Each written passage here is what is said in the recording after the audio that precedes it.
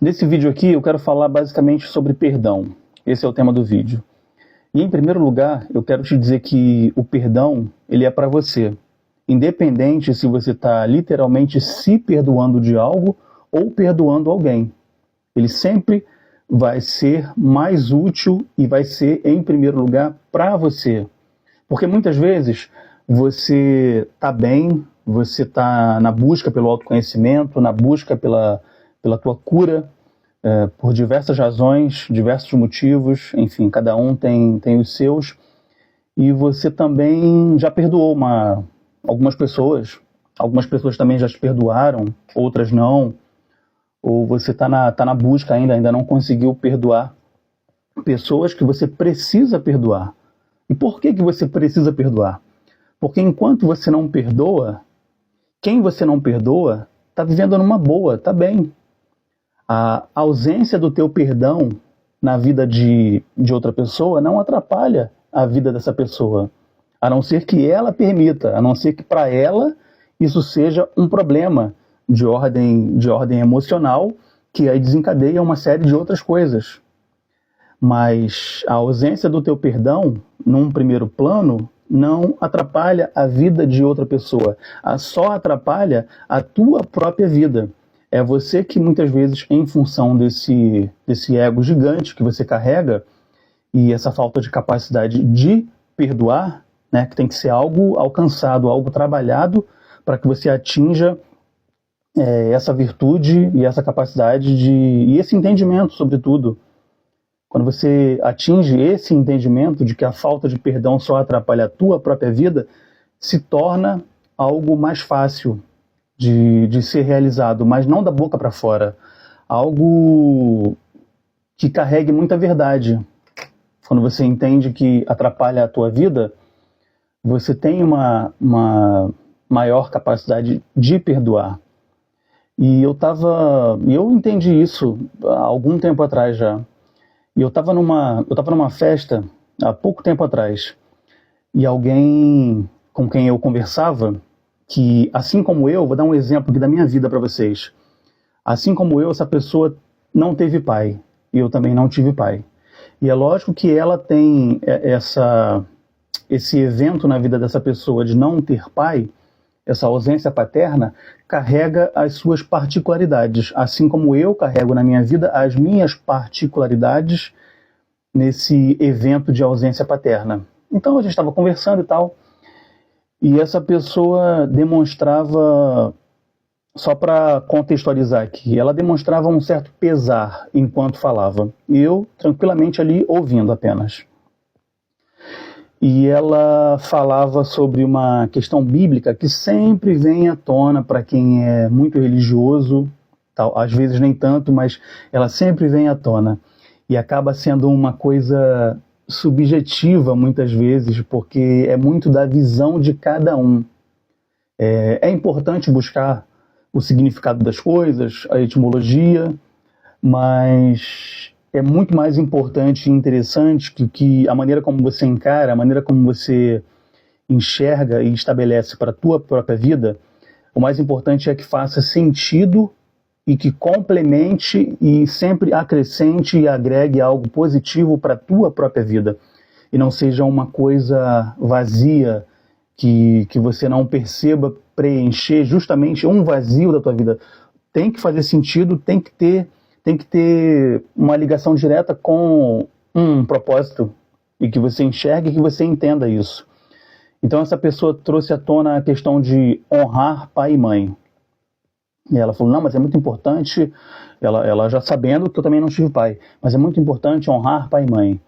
E aí eu entrei na onda de querer falar assim, não, mas você tem que entender o seguinte, que teologicamente, quando a gente vai para o hebraico e busca o significado de honrar, aí nessa hora a pessoa já me cortou, falou assim, não, esquece esse negócio de teologia, vamos para o arroz com feijão.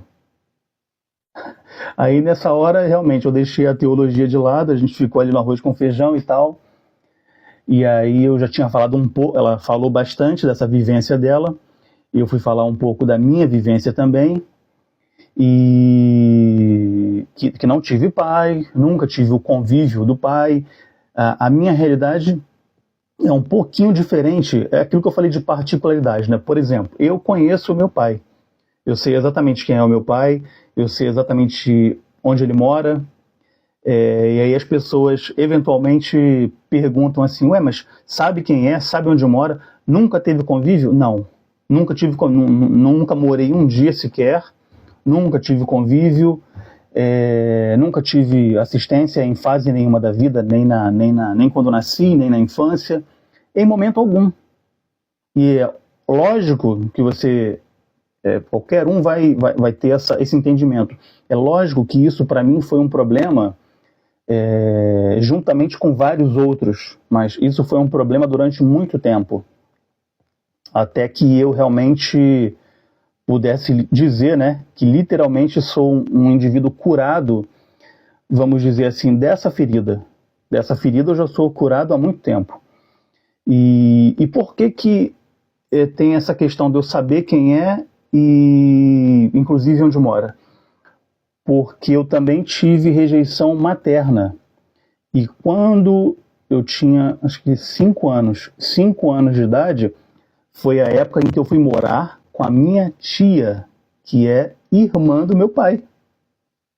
A minha tia, eu não sei, enfim, muitas coisas, tem muitas variáveis, mas eu acho que de alguma forma a minha tia, que eu falo que é minha mãe de criação, eu acho que ela abraçou essa missão. Meu pai rejeitou, minha tia vendo quem era a minha mãe e todo o contexto familiar materno, que era doideira, minha tia abraçou essa missão por algum tempo. Acho que por uns 5, até os meus 9 anos. Minha tia ficou comigo de 5 anos de idade até 9 anos de idade. E talvez, por uma graça de Deus, talvez tenha sido o tempo suficiente para que eu crescesse um pouquinho, ficasse um pouco mais forte, que aí de repente com 9 anos eu já estava maior, né?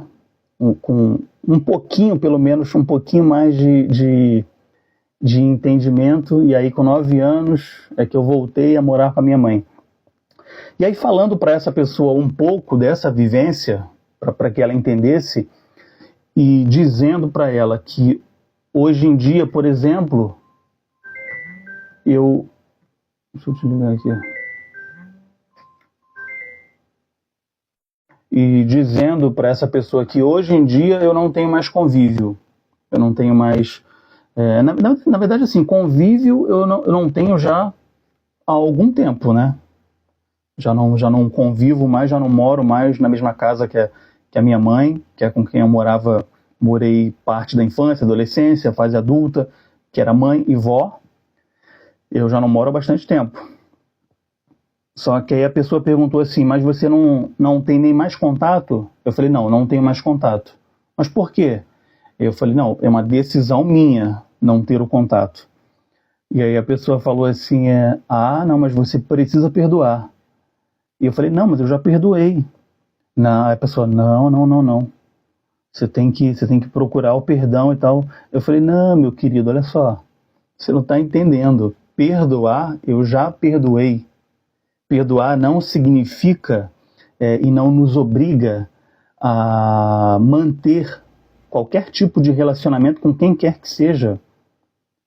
Entende? Porque na cabeça do outro sempre vai ser assim, não, mas se perdoou tem que ter contato, se perdoou tem que ter relacionamento.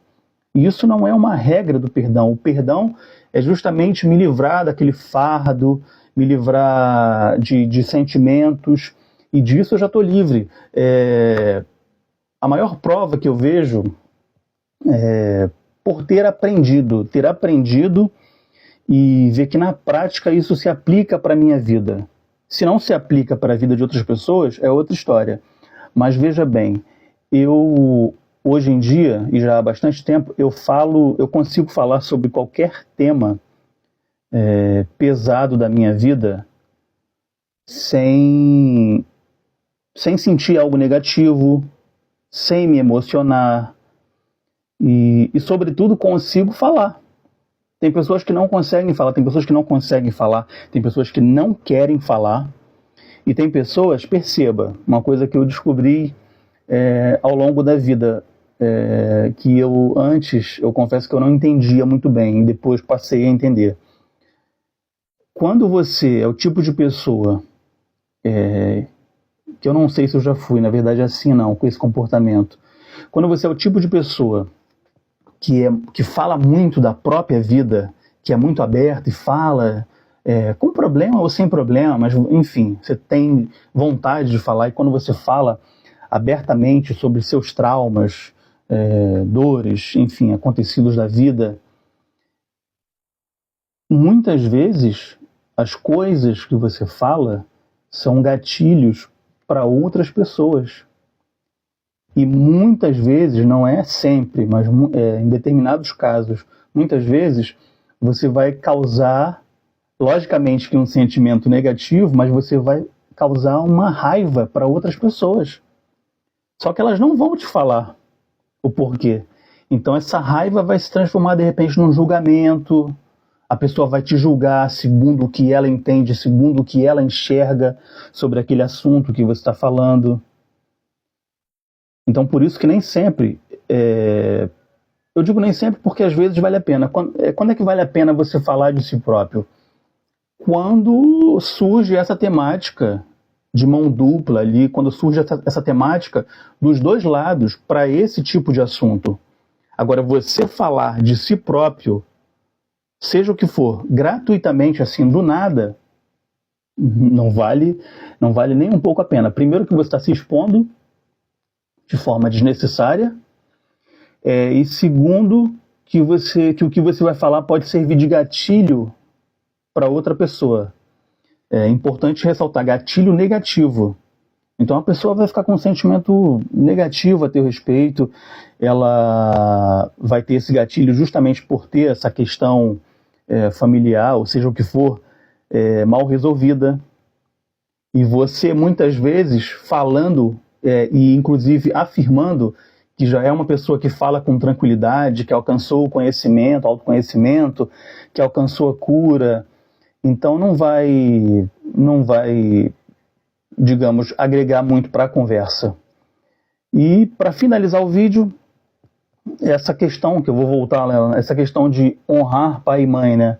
Ela está muito mais relacionada, aliás, ela está relacionada a você avaliar, mas para que você avalie, você tem que ter senso crítico. E, por exemplo, quando eu tinha 9, 10, 11, 12, a gente pode ir longe, 20 e tantos anos, eu certamente não tinha nenhum senso crítico. Talvez com 20 e poucos anos, mesmo sem saber do que se tratava, talvez eu pudesse achar que tinha algum senso crítico. Só que talvez o senso crítico esteja começando a se desenvolver no indivíduo. Então hoje eu sei que eu tenho o senso crítico.